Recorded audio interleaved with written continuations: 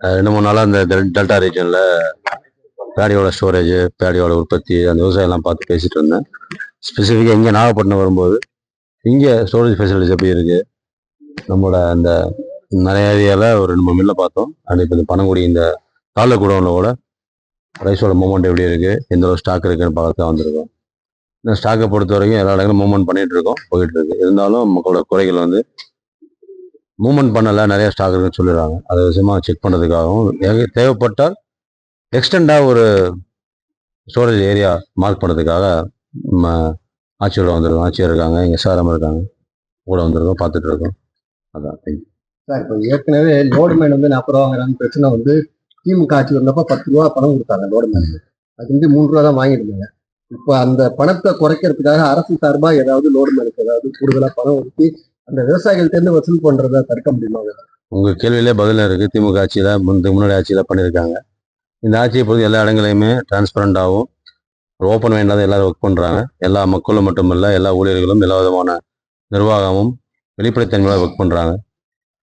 என்ன government authorise பண்ணியிருக்கோமோ அதை மட்டும்தான் கவர்மெண்ட் மூலமாக வாங்கிக்கிறாங்க. அது துரிதப்படுத்தி கொடுத்துட்டு இருக்கோம். வேற எந்த ஆங்கிலையும் வேற எந்த இடத்துலையுமே அதிகப்படியாக வாங்குறதுங்கிறது எங்கேயுமே இல்லை. கவர்மெண்ட்டுக்கு வந்து ஊதியம் உயருங்கிறீங்களா?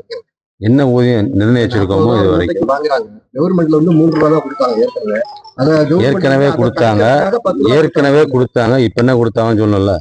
இப்ப எவ்வளவு சார் மூட்டைக்கு என்ன கொடுத்துட்டு இருக்கோமோ அதை கண்டினியூ பண்ணிட்டு இருக்கோம். அதான் அவங்க போன கவர்மெண்ட்ல கூடுதலா நீங்க அவங்க எதுக்கும் செஞ்சீங்கன்னா அவங்க விவசாயிகள்கிட்ட வாங்க மாட்டாங்க.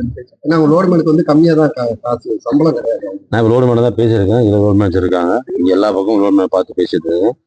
ஒவ்வொரு மக்கள் கோரிக்கையும் அக்ரிகல்ச்சர்லேருந்து விவசாயத்துலேருந்து எங்கெல்லாம் மீட் பண்ணுறோமோ நம்ம இங்கே ஒர்க் பண்ண லோடுமேன்லேருந்து அவங்க கோரிக்கையை கேட்டிருக்கோம். அது ஒவ்வொரு நேரம் வரும்போது டைம் டு டைம் வரும்போது அவங்க கோரிக்கைகள் நிறைவேற்றி கொடுப்போம். அது அதிகப்படியான வேலை நிரந்தரம் சம்மந்தப்பட்டதோ இல்லை ஊதியம் கம்மியாக சொன்னால் கூட அதை முதலமைச்சர் பார்வை கொண்டு போய் டைம் கிடைக்கும் போதெல்லாம் ஒவ்வொரு படிப்படியாக அவங்களோட தேவைகளை பூர்த்தி கொடுப்போம்.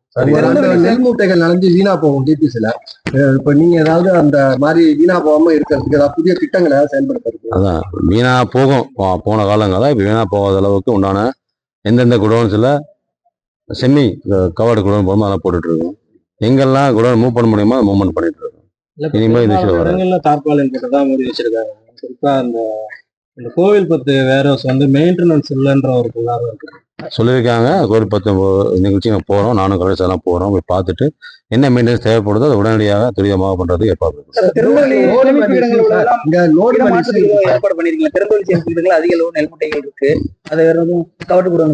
இப்போ மாற்றி ப்ரிப்பேர் பண்ணிட்டு இருக்கோம். கவர்டு குடோன் பண்ணுறோம், செமி கவர்டு குடோன் பண்ணிட்டு இருக்கோம். எங்கெல்லாம் ஓப்பனாக இருக்கும் அதுக்கெல்லாம் ஷீட் போட்டு க்ளோஸ் பண்ணுறோம். அதிகப்படியான நிலம் இருந்தால் அதுக்கு ஹல்லிங் பண்ணுறதுக்கோ ஹல்லிங் பண்ணுற இடத்துல இருக்கிறத மற்ற ஏரியா மூவ்மெண்ட் பண்றதுக்கோ ஸ்டெப்ஸ் துரிதமா எடுத்துட்டு இருக்கோம், நடந்துட்டு இருக்கு. ஒவ்வொரு வருஷம் குடோன்ல வந்து இறக்கிறதுக்கு ஆள் இருக்க மாட்டேன் சார். நிறைய இடத்துல ஏற்றி விட்டுறாங்க. 100 குடோன் 150 டிபிஸ்ல இருந்து ஏற்றி விடுறாங்க. இறக்குற இடத்துல வேற 50 பேர் தான் இருக்காங்க. அதனால நெல்முட்டை கொள்முதல் பண்ண தேக்கம் ஏற்படுத்தி கடந்த ஆண்டெல்லாம். அது இந்த ஆண்டு அங்க வந்து அதிகமா ஆள் நினைக்கிறதுக்கு முன்கூட்டியே ஏதாச்சும் கடந்த ஆண்டு நிறைய பிரச்சனை எல்லா பகுதியும் இருந்திருக்கும். இந்த ஆண்டு இந்த ஆட்சி அமைஞ்சதுக்கு அப்புறம் முதலமைச்சர் சொன்னதுக்கு அப்புறம் ஒவ்வொரு இடங்களையும் நான் மட்டுமல்ல, எஸ்ஆர்எம் மட்டுமல்ல, கலெக்டர் தலைமையிலும் ஆய்வு மேற்கொள்றோம். எங்கெல்லாம் இடர்பாடு இருக்கோ, எங்கெல்லாம் டிஃபிகல்ட்டி தேவைப்படுதோ, எஃபிஷியன்சி இருக்கோ அதெல்லாம் துரிதமாக 1-to-1 நேரடி பார்வையில வந்து அதை அவங்களுடைய கலந்து ஆலோசனை பண்ணி சால்வ் பண்ணி கொடுத்துட்டு. கடந்த ஆண்டு ஜூன் 12ஆம் தேதி இன்னைக்கு வந்து தண்ணி திறந்தப்பட்டு விவசாயம் குறுவை சாகுபடி பண்ணுச்சு. நாகப்பட்டினம் மாவட்டம் வந்து காவிரி நம்பிதான் வந்து சாகுபடியே பண்றாங்க. இன்னைக்கு வந்து பொய்த்து போன கேள்விக்குறியா இருக்கு. விவசாயிகள் அங்கே போராட்டம் பண்ணிருக்காங்க. காவிரி நீர் திறந்து விடுறதுக்கு வாய்ப்பு இருக்கா? விவசாயியோட அடுத்த நிலைக்கு நம்ம உங்களுக்கு என்னன்னு தெரியும். காவிரியை பொறுத்த வரைக்கும் மேட்டூர் டேம்ல என்ன லெவல் தண்ணி இருக்குன்னு தெரியும். எந்த லெவல்ல தண்ணி இருந்தால் திறந்து விட முடியுங்கிறதும் எல்லாருக்கும் தெரிஞ்சுதான். இந்த மூடி மறைக்கிறதுக்கு ஒளி மறை எதுவுமே இல்லை. விவசாயிகளுக்கு என்னென்ன தேவைகள் தேவைப்படுதோ, என்ன நாங்கள் எதிர்பார்க்குறோம் அதை முதலமைச்சர்கிட்ட கலந்து ஆலோசனை பண்ணிட்டு உடனடியாக அக்ரிகல்ச்சர் வேளாண்மை துறை மூலமாக வேளாண்மை நிர்வாகம் மூலமாக பண்ணிக்கிறேன்.